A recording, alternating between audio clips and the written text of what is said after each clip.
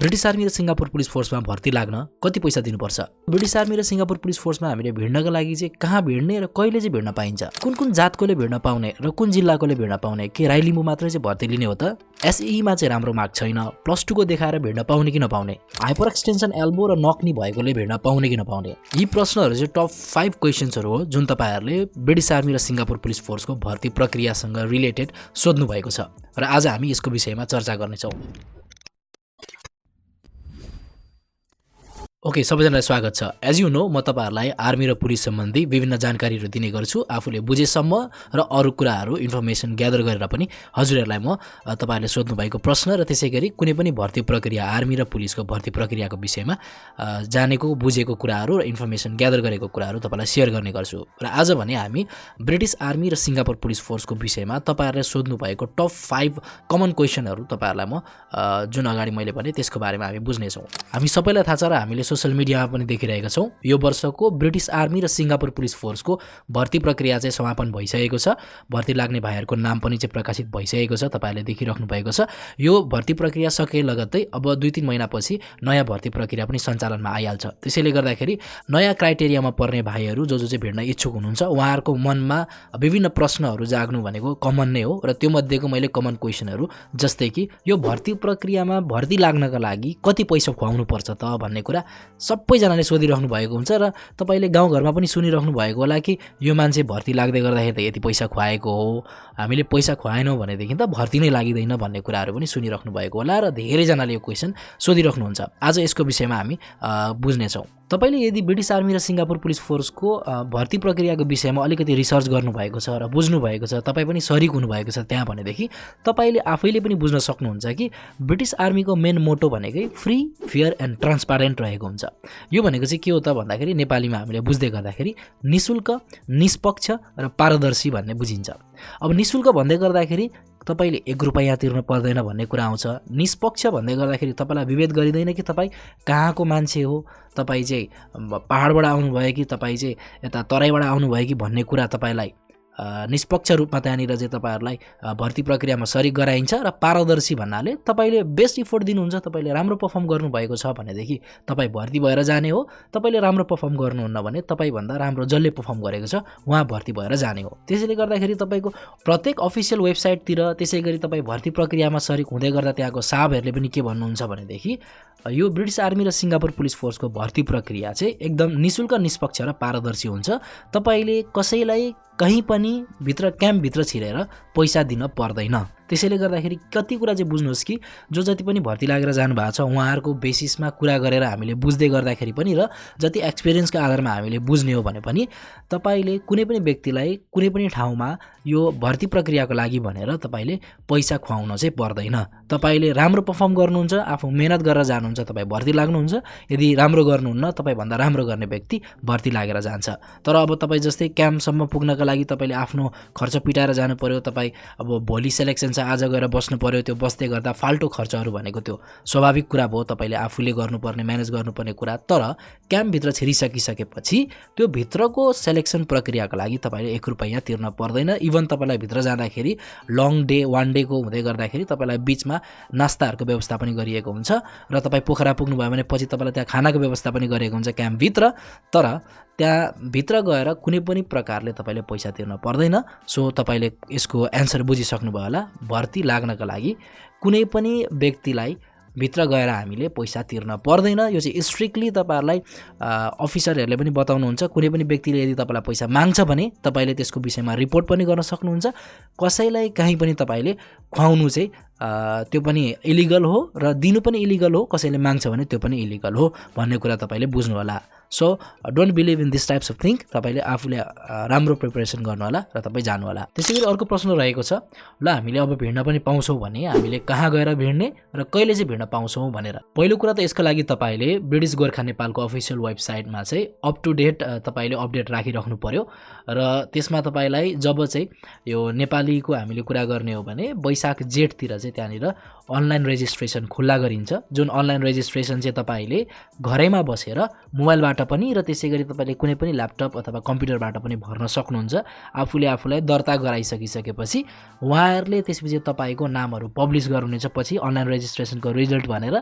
त्यसपछि उहाँहरूले तोकिएको स्थानमा बोलाउनुहुन्छ। अब तपाईँ कहाँ जानुपर्ने रहेछ भन्ने कुरा अब तपाईँले त्यसपछि चाहिँ थाहा पाउनुहुन्छ कि जम्मा 3वटा चाहिँ ब्रिटिस आर्मीको क्याम्प रहेको छ, रिक्रुटिङ क्याम्प, जुन चाहिँ तपाईँको यता पूर्वको कुरा गर्नुहुन्छ भने धरान छ, अर्को भेरी सुर्खेत छ र त्यसै गरी पोखरामा छ। र त्यसैले गर्दाखेरि चाहिँ तपाईँले त्यो 3वटा स्थानमा अनलाइन रेजिस्ट्रेसन तपाईँले घरैबाट गरिसकेपछि अब त्यो 3टा मध्ये तपाईँ कहाँ जानुपर्ने रहेछ तपाईँको जिल्लाको आधारमा तपाईँहरू जानुपर्छ। त्यसैले गर्दाखेरि कहाँ जाने भन्ने कुरा बुझिहाल्नुभयो। कहिले भन्ने कुरा पनि अनलाइन रेजिस्ट्रेसन गरिसकिसकेपछि तपाईँले थाहा पाउनुहुनेछ। कहिले भन्ने विषयमा बुझ्नका लागि चाहिँ तपाईँले अफिसियल वेबसाइट जुन छ हाम्रो ब्रिटिस गोर्खा नेपालको www.army.modmod.uk/BGN मा गएर तपाईँले अप टु डेट त्यहाँनिर के चाहिँ अपडेट्सहरू आइरहेछ हेर्न पर्ने हुन्छ। र त्यो हेर्दै गर्दाखेरि तपाईँले कहिले अनलाइन रेजिस्ट्रेसन खुल्ने रहेछ भन्ने कुरा थाहा पाइहाल्नुहुनेछ। सम्भवतः यो वैशाख जेठतिर चाहिँ खुल्ने गर्छ। र त्यसैले गर्दाखेरि तपाईँले अब कहाँ जाने र कहिले जाने भन्ने विषयमा पनि चाहिँ बुझिहाल्नुभयो। यो प्रश्न चाहिँ धेरैजनाले सोधेको पाउँछु, जस्तै कि यो ब्रिटिस आर्मी र सिङ्गापुर पुलिस फोर्समा कुनै स्पेसिफिक जातले मात्रै भिड्न पाउँछ, जस्तै कि राई लिम्बूले मात्रै भिड्न पाउने हो र यता तराईतर्फबाट तपाईँलाई चाहिँ मधेसी मुलुककोले भिड्न पाउने कि नपाउने, त्यसै गरी तपाईँले ब्राह्मण क्षेत्रीले भिड्न पाउने कि नपाउने, कि राई लिम्बूहरूलाई मात्र चाहिँ भर्तीमा लिन्छ त भन्ने धेरैजनाले सोध्नु भएको छ। त्यसै गरी अब कुन जिल्ला स्पेसिफिक जिल्लाकोले मात्रै भिड्न पाउने हो कि भन्ने विषयमा पनि सोध्नुहुन्छ। र यो विषयमा हामीले बुझ्ने हो भनेदेखि तपाईँले भर्ती लागेको दाइहरूको अथवा भर्ती लागिसक्नु भएकोहरूको पनि तपाईँले यसरी नामहरू त्यहाँ हेर्नुभयो भनेदेखि तपाईँले हिस्ट्री चाहिँ यसरी बुझ्दै जानुहुन्छ भनेदेखि त्यहाँनिर विभिन्न जातको विभिन्न ठाउँको व्यक्तिहरू चाहिँ भर्ती लागेर जानुभएको पाइन्छ। कुनै पनि स्पेसिफिक यो जातको मात्रै भिड्न पाउने, यसले चाहिँ भिड्न नपाउने भन्ने ब्रिटिस आर्मी र सिङ्गापुर पुलिस फोर्सको भर्ती प्रक्रियामा हुँदैन। अघि नै पनि मैले सुरुमै भनिसकेँ, मेन तपाईँहरूको ब्रिटिस आर्मीको मोटो भनेकै चाहिँ के हुन्छ त भन्दाखेरि फ्री, फेयर एन्ड ट्रान्सपारेन्ट भन्ने हुन्छ। फ्रीमा के पर्यो भन्ने अघि मैले भनिहालेँ निःशुल्क, फेयरमा चाहिँ निष्पक्षमा चाहिँ यो कुरा पर्छ कुनै पनि स्पेसिफिक जातकोले मात्रै भिड्न पाउने भन्ने हुँदैन। तपाईँको डकुमेन्टहरू सबै क्लियर छ, तपाईँको एलिजिबिलिटी क्राइटेरियामा पर्नुहुन्छ भनेदेखि तपाईँ स्पेसिफिक जातको भएको कारणले गर्दाखेरि यो ब्राह्मण क्षेत्रले भिड्न नपाउने, यसले चाहिँ भिड्न नपाउने, मधेसी मुलुककोले भिड्न नपाउने, यो जिल्लाकोले भिड्न नपाउने भन्ने हुँदैन। मात्र यो जिल्लाको विषयमा पहिले चाहिँ के थियो भने 4-5 वर्ष अगाडि चाहिँ काठमाडौँ, ललितपुर र भक्तपुर जिल्लाबाट जो पनि बिलङ गर्नुहुन्थ्यो उहाँबाट चाहिँ सबै भाइहरूले भिड्न पाउनुहुन्थ्यो। जो पनि चाहिँ यदि तपाईँको बाबा चाहिँ ब्रिटिस आर्मी र सिङ्गापुर पुलिस फोर्समा सम्बन्धित हुनुहुन्थ्यो भनेदेखि मात्रै तपाईँहरूले भिड्न पाउनुहुन्थ्यो भनेदेखि। तर अहिले चाहिँ नेपालको 77वटै जिल्लाबाट जुनै पनि जिल्लाबाट गएर तपाईँले भिड्न पाउनुहुन्छ यदि तपाईँको योग्यता पुग्छ भने। सो देशभरिबाट तपाईँको यदि योग्यता पुग्छ भने जुनै जातकोले पनि भिड्न पाइन्छ। यो पनि एकदम कमन प्रश्न धेरैजनाले सोध्नु भएको छ। यो चाहिँ एसईमा राम्रो मार्क्स छैन, अब मैले +2 को चाहिँ सर्टिफिकेट देखाएर भिड्न पाउँछु कि पाउँदिनँ, किनभने मेरो एसईमा चाहिँ चाहिने जति ग्रेडहरू आएको छैन, राम्रो मार्क्स मैले स्कोर गर्न सकेको छुइनँ। म +2 पास गरिसकेको छु मैले, +2मा चाहिँ मेरो राम्रो मार्क्स छ। अब मैले यो देखाएर भिड्न पाउने कि नपाउने भन्ने विषयमा धेरैजनाले सोध्नुहुन्छ।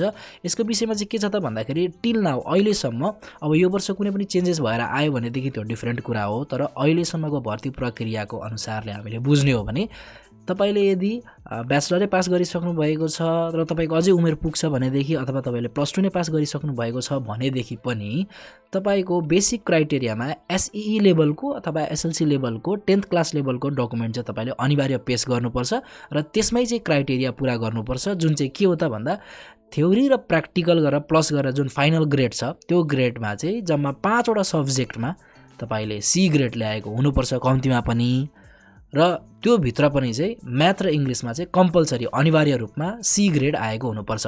म्याथ र इङ्ग्लिसमा सी ग्रेड आएकै हुनुपर्यो, प्लस बाँकी 3वटा सब्जेक्टमा पनि सी ग्रेड आएको हुनुपर्छ भन्ने छ। र तपाईँले एसएलसीकै डकुमेन्ट अथवा एसईईकै डकुमेन्ट चाहिँ दिनुपर्ने हुन्छ। म +2 को देखाउँछु भनेर पाइएन, तपाईँले +2 राम्रो गर्नुभएको छ भने पनि एसईमा बिग्रेको छ, 5वटा सब्जेक्टमा सी छैन अथवा म्याथमा सी छैन या इङ्ग्लिसमा सी छैन भने तपाईँले भिड्न पाउनु भएन। त्यसैले गर्दाखेरि +2 को देखाएर भिड्छु भन्नु चाहिँ पाइँदैन। अझ थप के पनि छ भनेदेखि एसईमा आएको ग्रेड चाहिँ यदि तपाईँले ब्याक लागेर दिनुभएको छ र फाइनल ग्रेड फेरि अहिले सी आएको छ भने पनि त्यसले केही फरक परेन, ब्याक दिएकोले पनि केही भएन, फेरि रिइक्जाम दिनुभएको छ भने पनि केही फरक परेन। तर फाइनल जुन अहिले तपाईँको डकुमेन्ट छ त्यसमा चाहिँ हामीले भनेअनुसारको जुन क्राइटेरियामा छ 5वटा सब्जेक्टमा सी हुनु पर्यो टोटल, त्यो भित्र पनि म्याथ र इङ्ग्लिसमा चाहिँ कम्पलसरी सी भएको हुनु पर्यो। बाँकी तपाईँले +2 पास गर्नुभएको छ भने त्यो देखाउनु भयो भने पछि गएर तपाईँलाई थोरै प्लस पोइन्ट हुन्छ, तर यसले खासै धेरै म्याटर गर्दैन। एसईको चाहिँ अनिवार्य देखाउनु पर्ने हुन्छ। र अर्को प्रश्न रहेको छ मेडिकलसँग रिलेटेड। यो चाहिँ मेडिकल कन्डिसनमा चाहिँ विगतको सेलेक्सन प्रक्रियामा हेर्ने हो भने फेज 1 रेजिस्ट्रेसनबाट म्याक्सिमम यही टपिकमा चाहिँ फेल भएर फर्किनु भएको छ। त्यसैले गर्दाखेरि पनि उहाँहरूले धेरै प्रश्न राख्नुभएको हो। यो चाहिँ रहेको छ हाइपर एक्सटेन्सन, एल्बो र त्यसै गरी नक्नीको विषयमा। अब हाइपर एक्सटेन्सन भनेको के हो त भन्दाखेरि तपाईँलाई चाहिँ हात यसरी सिधा गर्दाखेरि तपाईँको ठ्याक्क कुइनोबाट चाहिँ धेरै ब्यान्ड भएको छ भनेदेखि त्यसलाई हामीले हाइपर एक्सटेन्सन एल्बो भनेर भन्ने गर्छौँ। र नक्नी भन्नाले तपाईँ यदि एटेन्सन पोजिसनमा बस्नुहुन्छ भने त्यस्तो बखतमा तपाईँको यदि घुँडा जोडिन्छ भने त्यसलाई हामी नक्नी भनेर भन्ने गर्छौँ। अब यो हाइपर एक्सटेन्सन छ, नक्नी छ भने तपाईँले भिड्न पाउनुहुन्छ कि पाउनुहुन्न भन्ने विषयमा हो। नक्नी छ भने चाहिँ तपाईँले भिड्न पाउनुहुन्न, किनभने तपाईँले रनिङ गर्दाखेरि घुँडा ठोकिएर तपाईँ लड्नुहुन्छ भन्ने विषयले गर्दाखेरि तपाईँले नक्नी छ भने भिड्न पाउनुहुन्न। अब हाइपर एक्सटेन्सनमा चाहिँ त्यहाँनिर त्यसको पनि क्राइटेरिया रहेको हुन्छ। हाइपर एक्सटेन्सनमा तपाईँको हात सिधा गर्दाखेरि पहिले फिटे पनि लगाएर चाहिँ नाप्ने गरिन्थ्यो। यो तपाईँले स्क्रिनमा देख्नु भए जस्तो 10 डिग्रीभन्दा धेरै ब्यान्ड भएको छ भनेदेखि 10 डिग्रीभन्दा धेरै ब्यान्ड भएको छ, नर्मल भन्दा चाहिँ डिफ्रेन्ट छ, र नाप्दै गर्दा पनि 10 डिग्रीभन्दा धेरै ब्यान्ड भएको छ भने हाइपर एक्सटेन्सनमा पनि उहाँहरूले अलाउ गर्नुहुन्न। त्यसैले गर्दाखेरि हाइपर एक्सटेन्सन र नक्नीको विषयमा चाहिँ यो हो। अब यो चाहिँ मेडिकल कन्डिसन हो, कतिजनाले यसलाई हामीले ठिक पार्न सक्छौँ सक्दैनौँ भन्नुहुन्छ, र यसको विषयमा चाहिँ तपाईँले सोल्युसनको विषयमा बुझ्ने हो भनेदेखि चाहिँ तपाईँले एक्सपर्ट्सहरूसँग गएर कन्सल्ट गर्नुभयो भने चाहिँ राम्रो हुन्छ। र आजको लागि टप 5 क्वेसनहरू चाहिँ यिनै रह्यो। अझै तपाईँहरूले सोध्नु भएको राख्नु भएको विभिन्न प्रश्नहरू चाहिँ म तपाईँलाई यसरी नै ल्याउने नै छु। Thank you so much for watching.